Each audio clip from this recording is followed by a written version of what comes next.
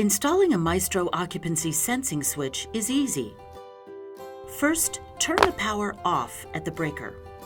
In most situations, you'll only need a Phillips-head screwdriver and a pair of pliers to do the job. Remove your existing control.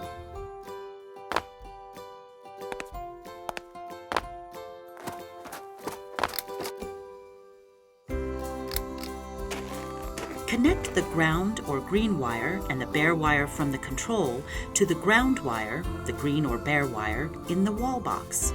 Connect the two black wires to the two wires in the wall box. Mount the control and add the wall plate.